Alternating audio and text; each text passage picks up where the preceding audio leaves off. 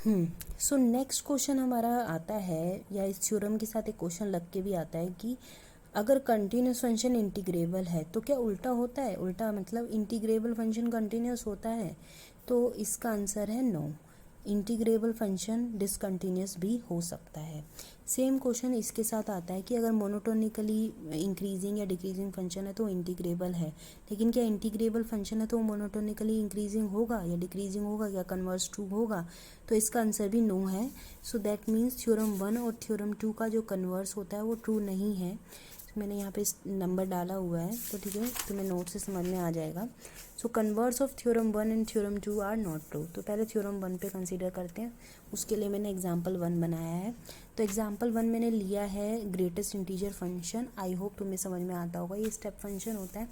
सो इस तरह से काम करता है, जब भी हमारा एक्स वैल्यू लेगा between 0 and 1, x can be zero but can not be 1, ठीक है। तो in that case it take value 0। That means अगर हमें फंक्शन की वैल्यू निकालना है 0.5 पर, तो इट इज़ 0। फंक्शन की वैल्यू 0.99 पे भी 0 ही रहेगी, लेकिन 1 पे इट इज़ 1।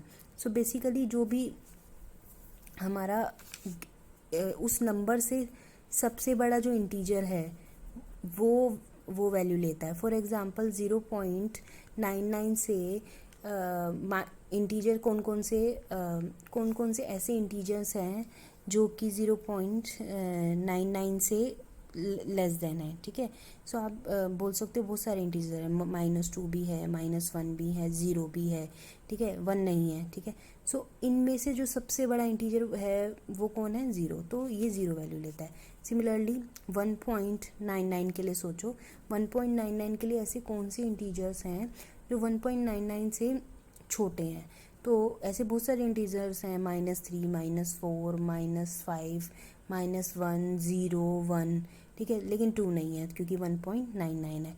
तो इसका मतलब 1.99 क्या वैल्यू लेगा? ग्रेटेस्ट इंटीजर, इनमें से ग्रेटेस्ट इंटीजर क्या है? 1, तो 1 वैल्यू लेगा। सिमिलरली ये, तो इस तरह से हमने फंक्शन डिफाइन किया इस क्लोज इंटरवल पर 0-3 पे, इसको प्लॉट किया। प्लॉट कैसे हो जाएगा? 0 से लेकर 1 तक की वैल्यू में ये 0 वैल्यू लेता है, 1 पर ये 1 वैल्यू लेता है, 1 से लेकर 2 तक की ये वैल्यू लेता है 1, 2 पर ये 2 वैल्यू लेता है, 2 से लेकर 3 पर ये वैल्यू लेता है 2, और 3 पर ये वैल्यू लेता है 3। तो स्टेप फंक्शन भी बोलते हैं इसको। तो आप देख सकते हो this is monotonically increasing function. Since it is monotonically increasing by theorem 2, it is integrable on this interval. लेकिन आप देख सकते हो दिस इज डिसकंटिन्यूस फंक्शन, क्योंकि आपको दिख रही है कंटिन्यूटी कहाँ पर आ रही है, डिसकंटिन्यूटी कहाँ पर आ रही है? 1 पे, 2 पे एंड 3 पे नहीं बोलेंगे, 1 एंड 2 पे ये डिसकंटिन्यूस है।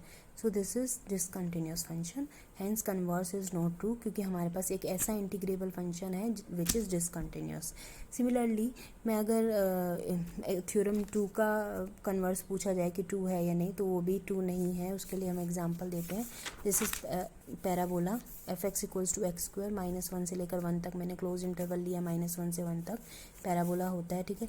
सो आपको पता है ये फंक्शन कंटिन्यूस है on this interval, hence by theorem 1 it is integrable, क्योंकि कंटिन्यूस फंक्शन इंटीग्रेबल होता है।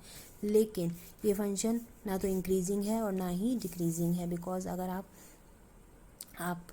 पॉइंट लोगे, function is neither monotonically increasing not decreasing, क्योंकि आप एक पॉइंट ले लो -12 और दूसरा पॉइंट ले लो 0, ठीक है। तो -12 यहाँ लाई कर रहा है और यहाँ पर 0 लाई कर रहा है, तो f(x) की वैल्यू हो जाएगी 1/4 एंड fy की वैल्यू हो जाएगी 0, क्योंकि फंक्शन की वैल्यू यहाँ पे आप सब्सिट्यूट करो तो 1/, तो -12 इज़ लेस देन 0, लेकिन 1/4 इज़ ग्रेटर देन 0, तो यहाँ पे साइन रिवर्स हो गया।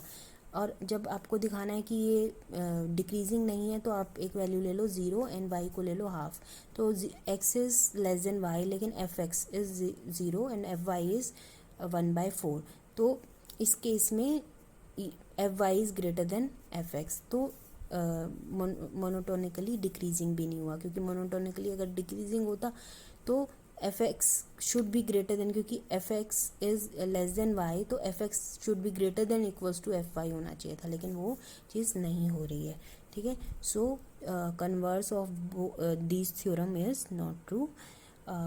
Thank you.